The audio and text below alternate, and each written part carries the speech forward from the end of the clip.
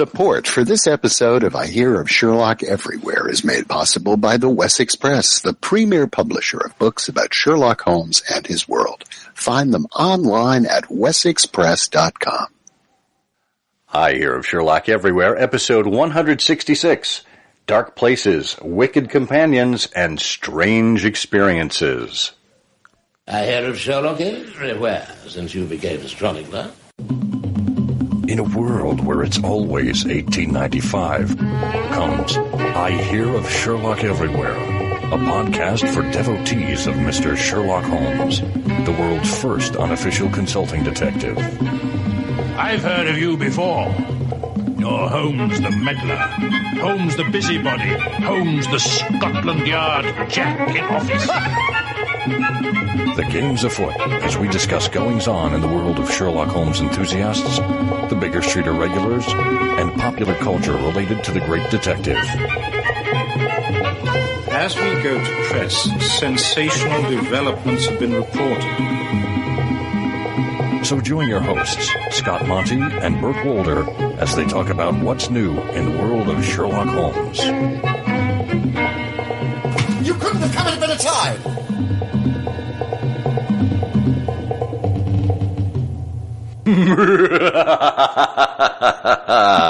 Welcome to I Hear of Sherlock Everywhere, the first podcast for Sherlock Holmes devotees where it's always 1895. I'm the wicked Scott Monty.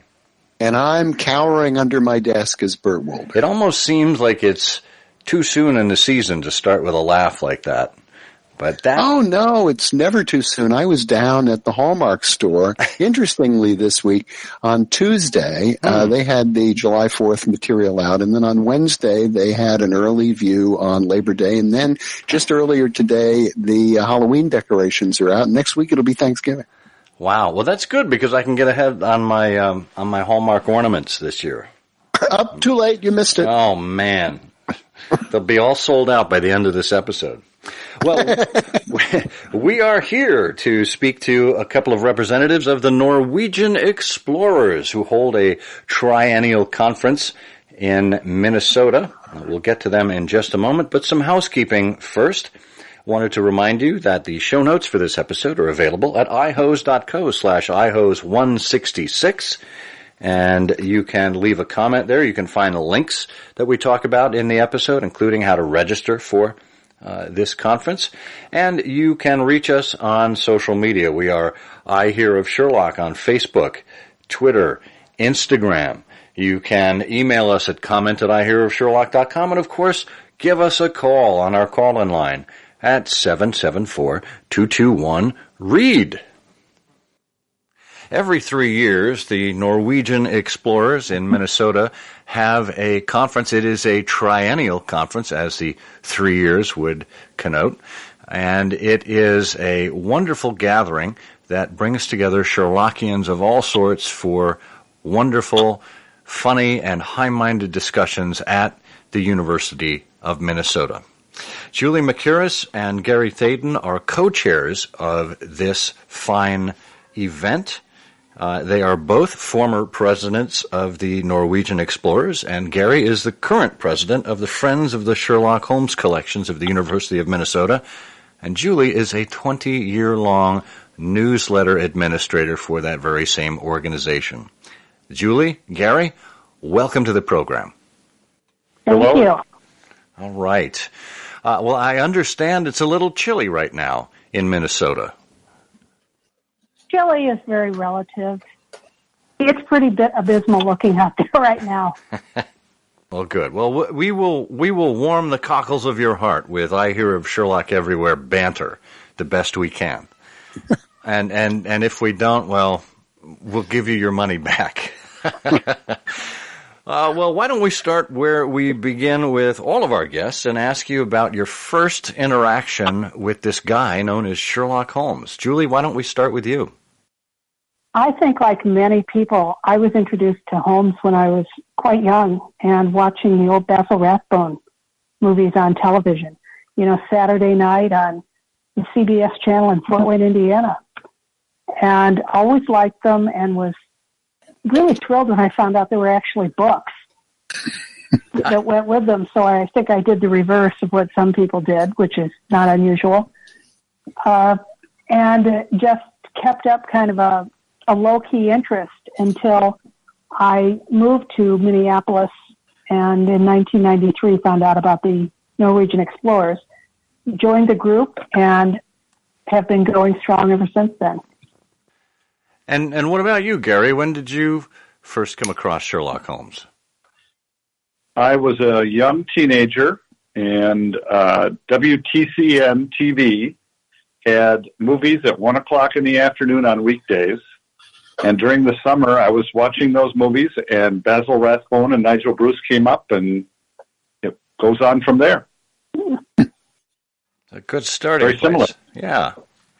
Well, typically what happens with most Sherlockians, as they self-identify as Sherlockians, they realize that there are other people out there like them, and certainly you are both part of one of the storied Sherlockian organizations in the United States, the Norwegian Explorers, which has been around since the mid-1940s, if I'm not mistaken.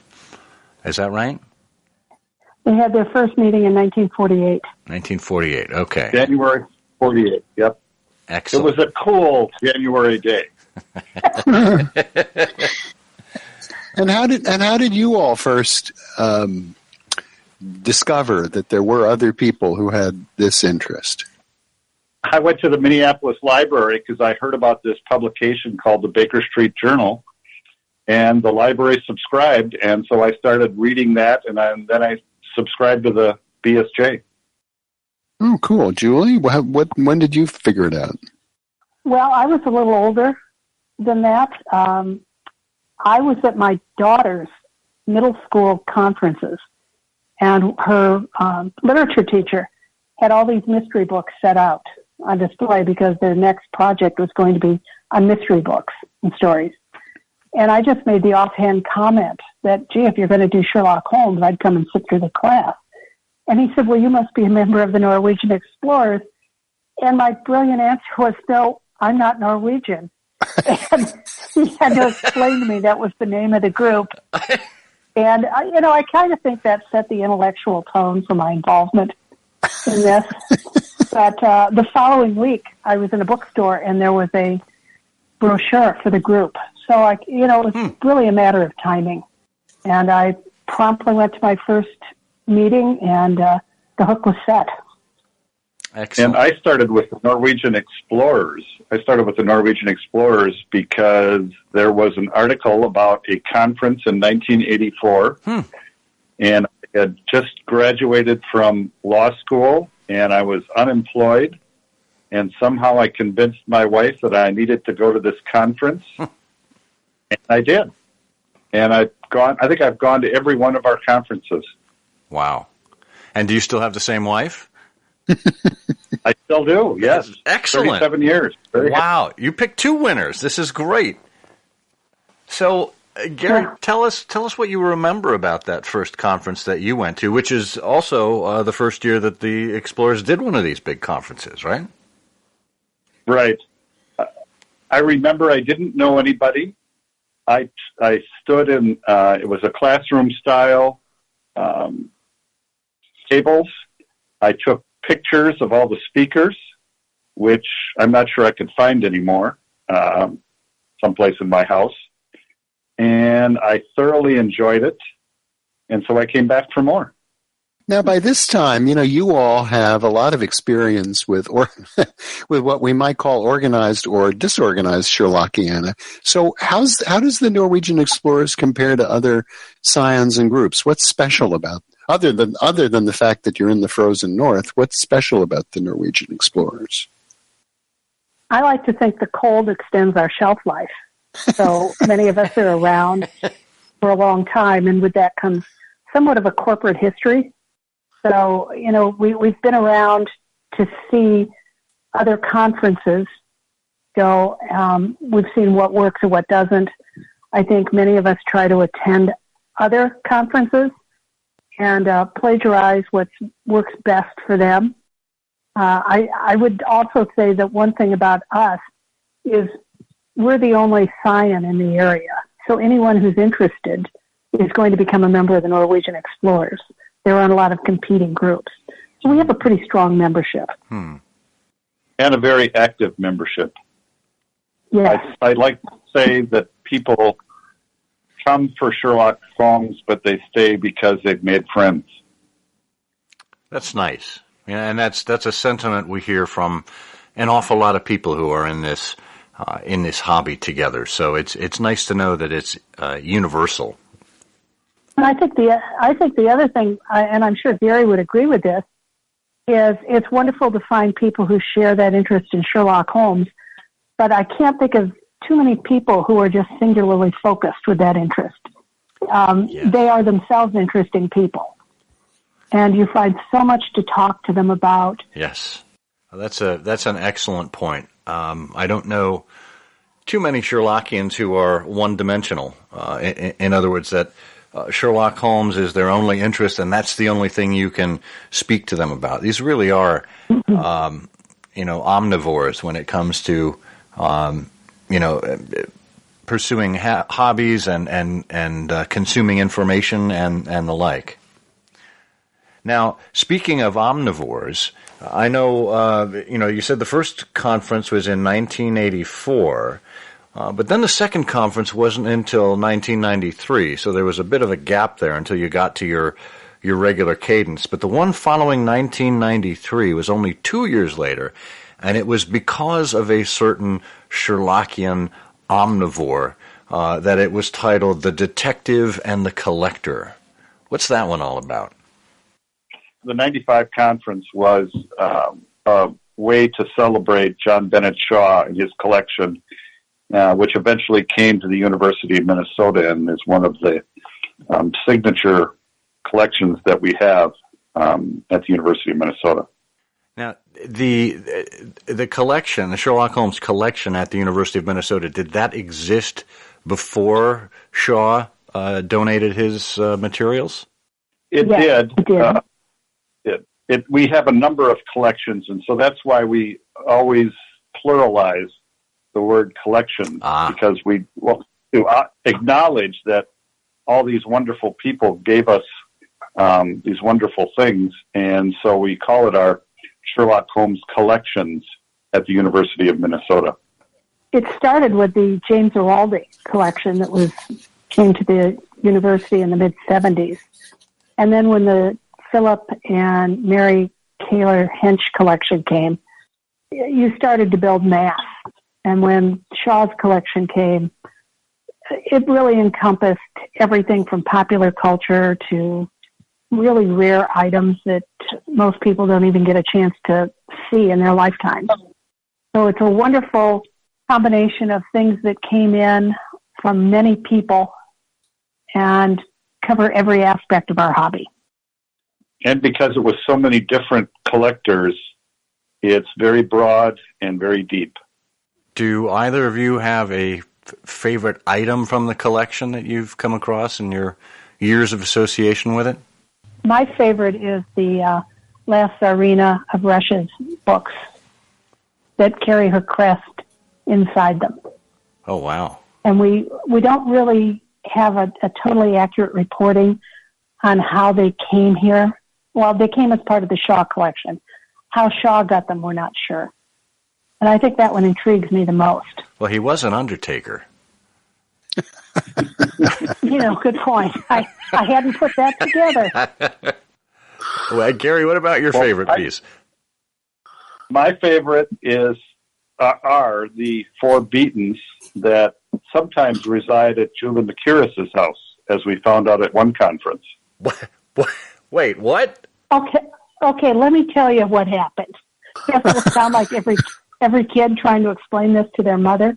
When we had our 2010 conference called the Spirits of Sherlock Holmes, the local newspaper, the Minneapolis Star-Tribune, called several of the members of the group and interviewed us and wanted to know about the conference, about the group, and about the library. And I started talking about the library and what some of the most valuable things that were there, because that was a question they asked. And I mentioned the 4 Beatons Christmas annuals and all well and good. And the next morning, the day the conference started, I picked up the newspaper and read the really lovely article they'd written.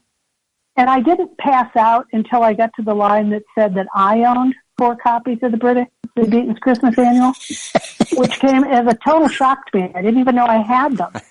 So, I went into the conference, and then Gary got up and welcomed everyone to the conference. And Gary, do you remember what you told them?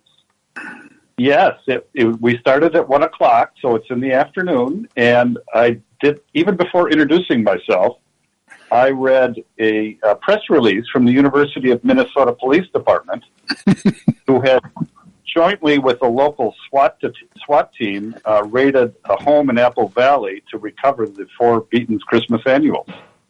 And, of course, I live in Apple Valley. Yeah, it was a great story. It was the story for the conference. It was. And we do have them back at the University of Minnesota now. Phew.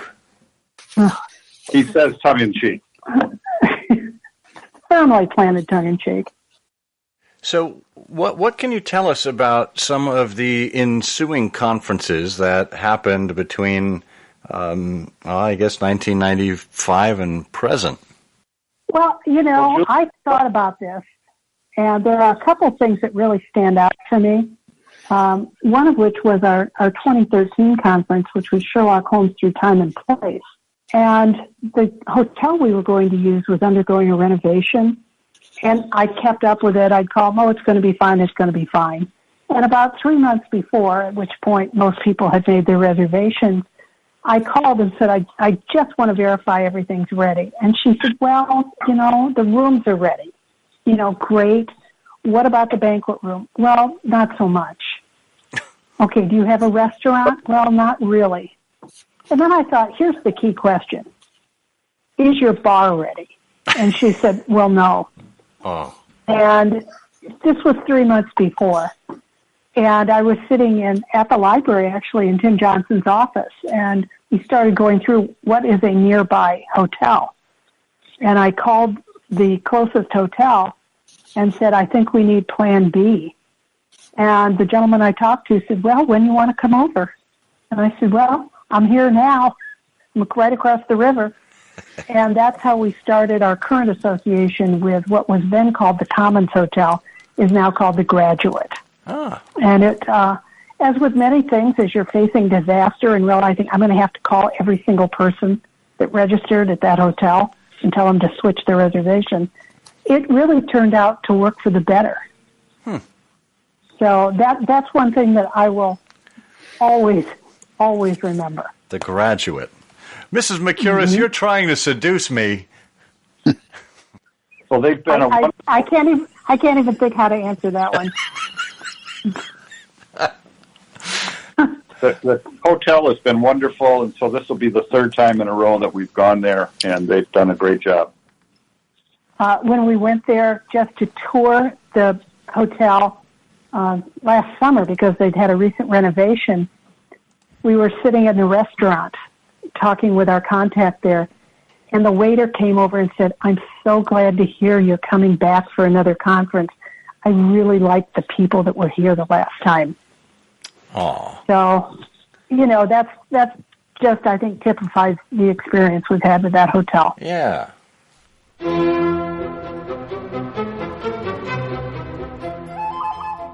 It's an April of celebration in the ancient Anglo-Saxon kingdom of Wessex, when we mark Hocktide, rejoicing in the death of Hardicanute and the accession of Edward the Confessor in 1042. It seems like only yesterday. Like us, you appreciate the past. You still hunger for the details behind Jeremy Brett's famous Sherlock Holmes television series from the 1980s. That's why you are captivated by a rare recording of creator and producer Michael Cox telling the inside story of these remarkable shows. This Study in Celluloid audio CD is available right now from our WesExpress.com. Clocks fuss along, the lackeys of a spring, slaves of escapement. They chime, but never sing. Step out of time for a while by reaching for the pleasure only a volume from the Wessex Press can provide. Choose yours today.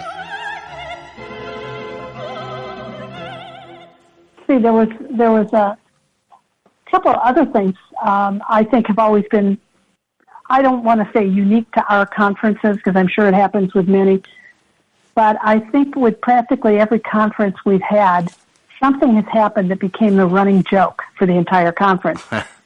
As in me with the Beaton's Christmas annuals.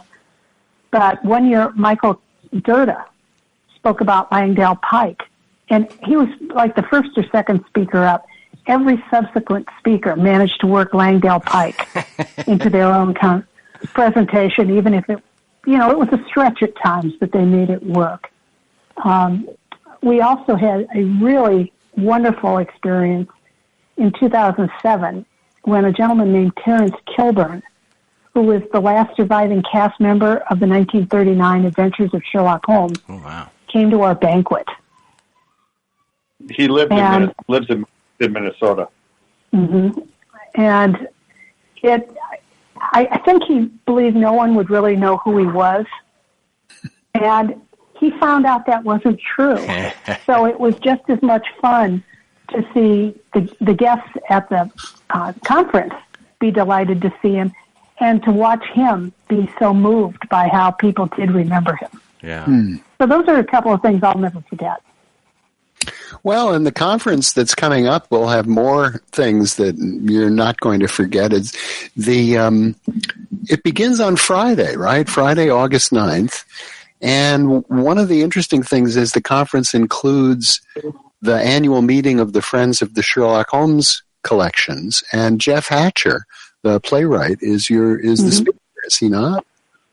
Yes, he is. He's also a local boy. He lives in Minnesota, so that we're very honored to have him. Oh, that's great, and our listeners will remember our conversations with Jeff. He's the author of, among other things, the screenplay for Mr. Holmes, the Ian McKellen film that was popular a couple of years ago. That's right. And he's also written plays about Holmes. What's his? Does he have a topic that he's speaking to at the annual meeting, or is it just generally about Sherlock? It's a mystery to us. Because he comes he comes so well prepared. He can talk about anything. Yeah. And is just so charming and so informative that we leave it to him to talk about whatever he thinks might strike his fancy that day. Oh, he spoke a few years ago at our annual meeting in December, and without any notes, he gave this wonderful presentation, and everybody was just glued to their seats to listen to him. So it was a lot of fun then, and I'm sure it'll be great again. Mm-hmm. Well, we had a chance to speak to Jeff in episode 104 when we were at the Chautauqua conference, and then again in episode 154 at the From Gillette to Brett 5 conference. Something tells me, Bert, we're going to have to reach out to Jeffrey and see if he wants to be a featured guest on the show rather than just one of a number of conference presenters that we've interviewed at the same time. Oh yes, that's a great idea, and he's got a lot to talk about. We went to see his one-man show at a theater in Minneapolis, where he talked about, and Gary, you might have to help me out on this, trying to write Shakespeare's Hamlet as a play, but I think he was in grade school at the time. He just did this one-man performance. It was fascinating and fun, and it was. He's good. He's very good. Yeah. Mm-hmm.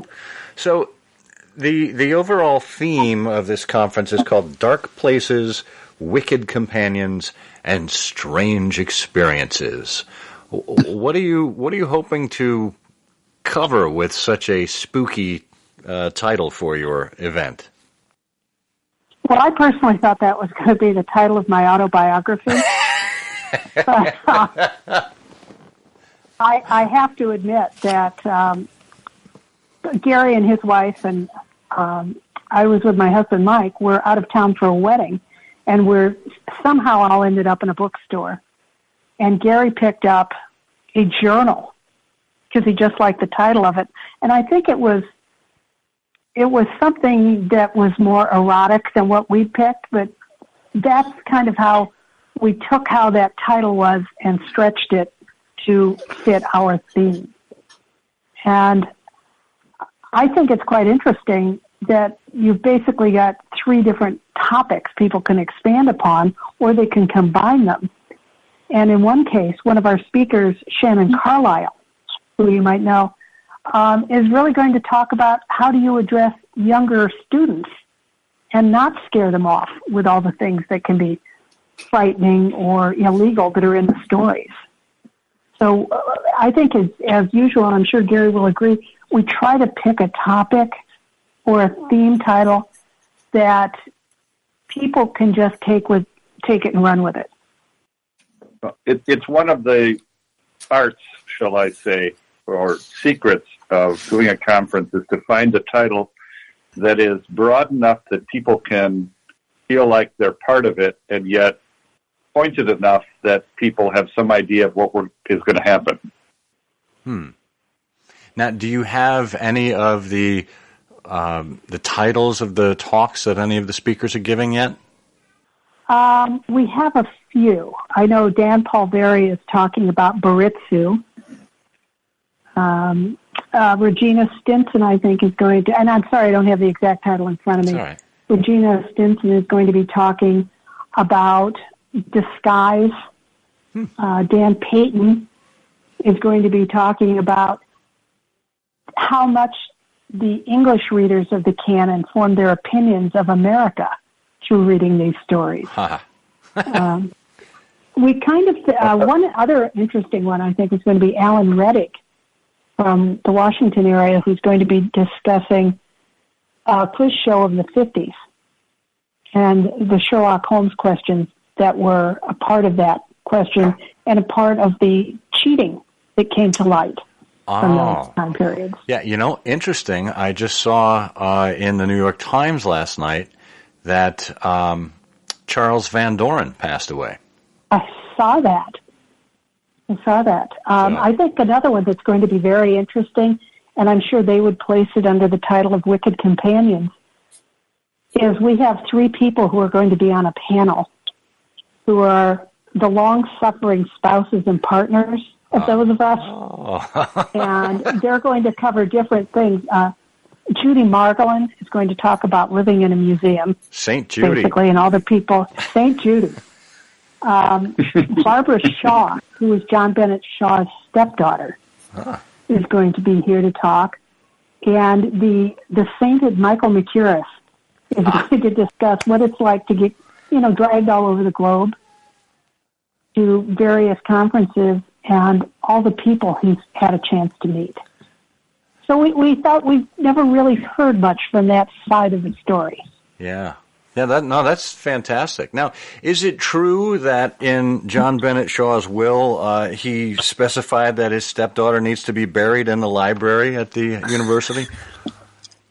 I think those files are closed, and we're not planning on telling her that until it's, a little later on in the game. They do have a refrigerator there, Julie. So yeah, well, it's also 55 degrees down there, so perfect. Things will keep for a while. Underground. Yeah, it's 90 feet underground. So, yeah, I think we've got some preservation possible. Oh, that's great. So if people would like to register for the Norwegian Explorers Conference, Dark Places, Wicked Companions, Strange Experiences, you can go to norwegianexplorers.org. There is a link right there for you to check out the conferences, and we'll have a link directly to the conference registration page. There's a PDF there that you can take a look at where it's got more details in terms of the accommodations, the costs, etc. Becoming a registrant for a dealer's table if you have merch that you'd like to sell, there's opportunities galore there. And they make it easy for you. You can pay via PayPal or by check. So take your choice. Anything else about those details that I've completely missed out on, but people need to know? One of the things I wanted to mention is, as you said, the conference starts Friday afternoon at 1 o'clock. But on Thursday night, for many of the people who come in early, we will have a reception at the hotel for people to meet and greet. And then Friday morning, the University of Minnesota Elmer Anderson Library is going to have an exhibit of items for the Sherlock Holmes Collections, very much in keeping with the theme. So that's something that I think is going to be, people might want to know so they can schedule their time here.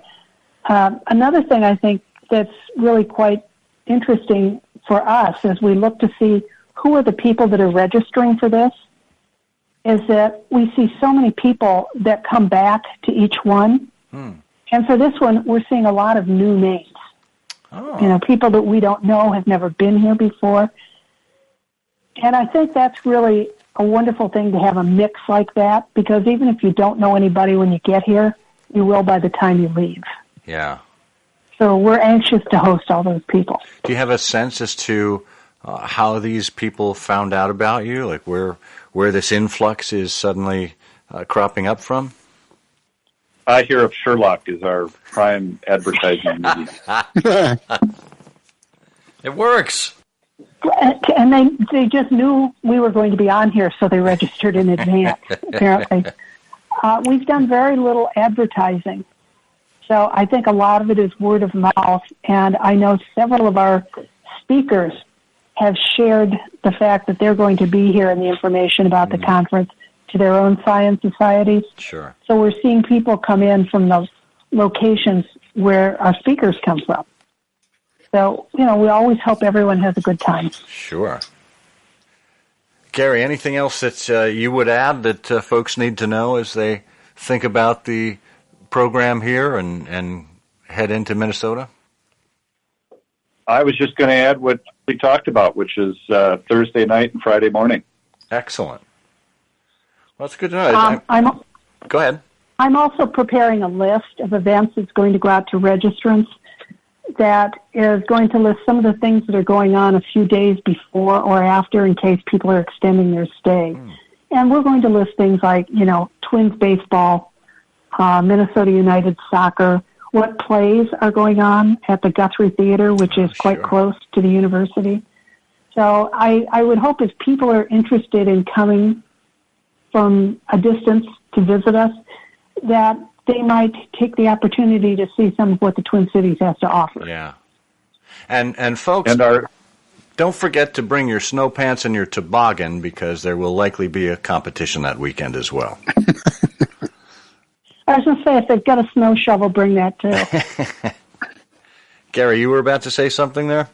The exhibit at the Anderson Library runs from July 18th to October 25th. And so you can come early and go to the exhibit and stay later and go to the exhibit. Excellent. That's really good to know. Well, any predictions for what might happen or what the watchword might be this year? It's going to be wicked. That's all I know.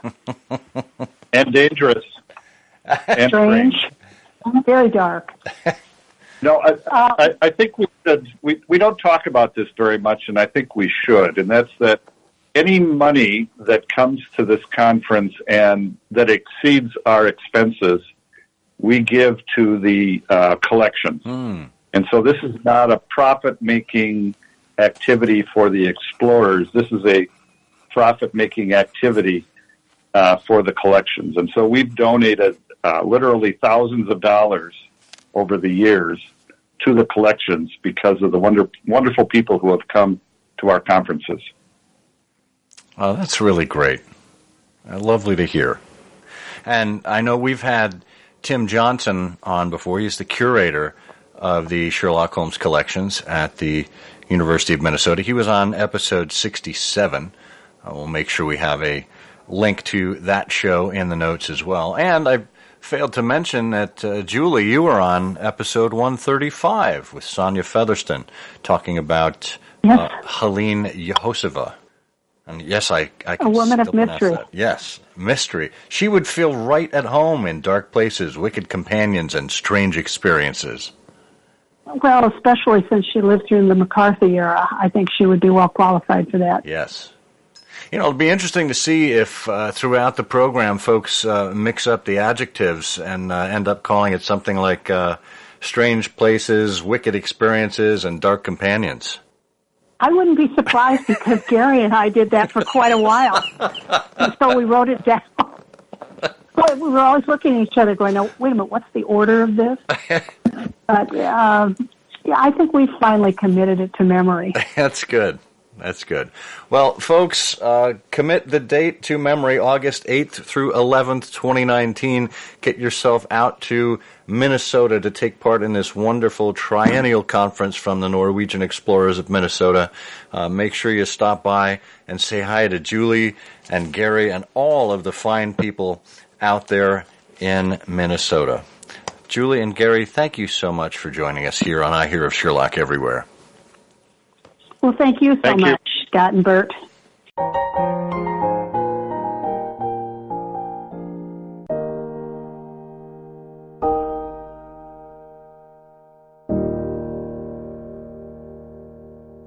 One of the things I've always wanted to do is go to a Norwegian Explorers conference, particularly because they come up every 3 years. And let's put it this way, I'm not in a position to be able to register for it right now, given everything that's going on in early August. But the other thing is that what distinguishes the Norwegian Explorers, which we didn't get to or mention, or maybe I'm wrong, is their publishing. They, regularly publish really great stuff. They do. I mean, certainly every January at the BSI weekend, they have a Christmas annual they put out that is very high quality. There was one a couple of years ago that used the same colors and style of the Misadventures of Sherlock Holmes from Ellery Queen. And I think they titled it The Further Misadventures of Sherlock Holmes, if I'm not mistaken. Yeah, and I've saved those that they give out that we have at the BSI meeting, and I there's so much stuff that only a few of us, such as you, who manage to store and archive and index a lot of this stuff for future reference, hang on to the vast majority of things. But the Norwegian Explorers publication is something I always save. Yeah. This one, the one I was thinking of, is The Missing Misadventures of Sherlock Holmes. And it was edited by Julie and Tim Johnson, Ray Riethmeyer, and Phil Burgum. And that is from 2016. Very cool. Well, it would certainly behoove anyone who is interested and able to register for the Norwegian Explorers Conference there. It gets accolades every 3 years, and even in between those 3 years. And as you heard, it's enough to bring people back and to bring new people there as well. So we hope you check that out. Well, speaking of Norwegian, that's Norway, right? Oslo. Very good. And that is in the same neighborhood as Sweden. And we know a Swedish Sherlockian by the name of Matthias Bostrom, who joins us here every episode to tell people all about Sherlock Holmes in the newspapers. The press is a very valuable institution if one knows how to use it. Read all about it. Telegraph! Westminster murder! Read all about it. Telegraph! Read all about it. Westminster murder! I must make something of it, although I've no doubt that every newspaper in London will be on the street with a full and detailed account. As we go to press, sensational developments have been reported. This is As We Go to Press with Matthias Bostrom. We all know that Sherlock Holmes is a real person, don't we? We all know that what is written in the canon is true. Don't we? We are, after all, Sherlockians. But we are not alone in believing so. This time the random date generator gave me June 13, 1905. I searched the newspaper archives and was happy to find a short notice from the Kansas newspaper, the McPherson Daily Republican, with the headline, "Believes Sherlock Holmes stories real." I will read it to you. It is easy for the public to think that Conan Doyle has been writing of real people in his Sherlock Holmes stories. The publication of The Return of Sherlock Holmes brought the publishers a letter extremely interesting as showing how completely Dr. Doyle has made his characters live. The writer dates his letter from a little Pennsylvania town and says, "One story gave a description of Horace Harker, in whose house a man had been murdered in London. I am much interested in the Harker family and would be awfully glad if I could get in correspondence with some of the Harker family in England. My father's mother was a Harker who came to this country with her parents when she was quite young. Do you think if I would write to Dr. Watson in London, who seems to have been Mr. Holmes' constant companion, that he would answer my letter and try to place me in communication with someone? Can you give me Mr. Watson's address in London? Yours very truly." And that was the article. Something happened when The Return of Sherlock Holmes was published. Conan Doyle has himself told us about the increased correspondence he received after having written those stories. Most importantly, from people believing in Sherlock Holmes' existence. The Holmes success of 1891 to 1893 was nothing compared to the new craze, which I think was certainly an effect of William Gillette's internationally successful play, and of course The Hound of the Baskervilles. But I think the play was more important than the novel. Putting Sherlock Holmes on the stage meant that the literary figure had become three-dimensional, and the step from a character on stage to actually believe in such a person's existence, that's a very short step. Well, you know, Matthias never disappoints. I hope he puts together a wheel like the one we're about to pull out for the prize wheel for the canonical couplets. I hope he has a wheel specifically of dates and stands in his home and spins that around until something comes down. That would be great.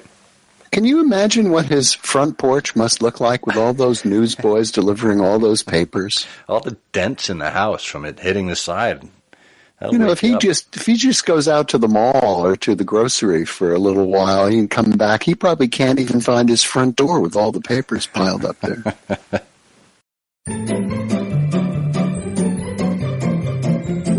Well, the sound you hear right there is the dulcet tones of the Canonical Couplets theme. That's right, it's everyone's favorite quiz show, bringing you into the Sherlock Holmes stories once again. And the last time we were here, on episode 165, we greeted you with this challenge. We learn, amid romantic revelations, what Holmes would think of the United Nations.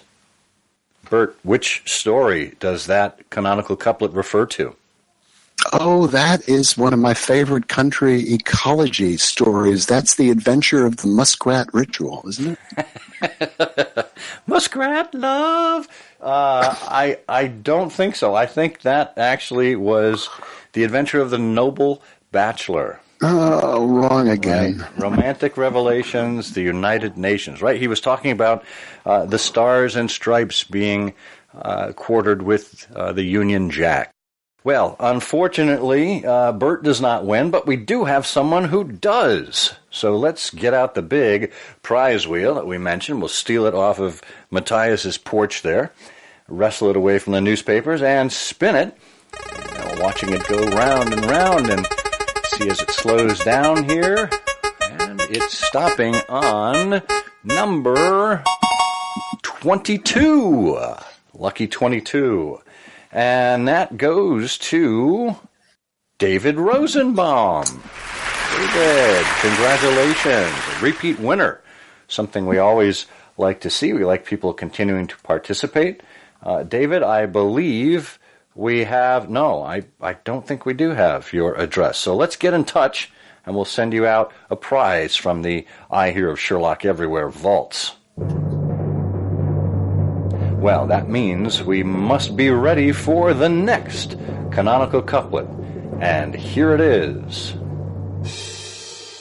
The death of an adventuresome young rake established Watson's paramount mistake. If you think you know the answer to this canonical couplet, put canonical couplet in the subject line of your email, address it to comment@ihearofsherlock.com. If you are among all of the correct entrants, we will randomly choose you, and perhaps you'll win. Good luck. That's a good one. I like the sound of that. We'll see how it plays out.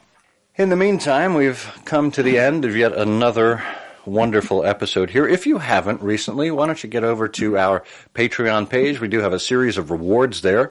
Hit that Become a Patron button on the iHearOfSherlock.com website, or go directly to patreon.com/iHearOfSherlock. We would certainly appreciate your support in keeping these episodes going. Well, that means that I am the all-played out Scott Monty. I'm the seventh inning stretch, Bert Wolder. And take me out to the ball game, Bert, as we say, the game's afoot. The game's afoot. I'm afraid that in the pleasure of this conversation, I am neglecting business of importance, which awaits me elsewhere. Thank you for listening. Please be sure to join us again for the next episode of I Hear of Sherlock Everywhere, the first podcast dedicated to Sherlock Holmes. Goodbye, and good luck, and believe me to be, my dear fellow, very sincerely yours, Sherlock Holmes.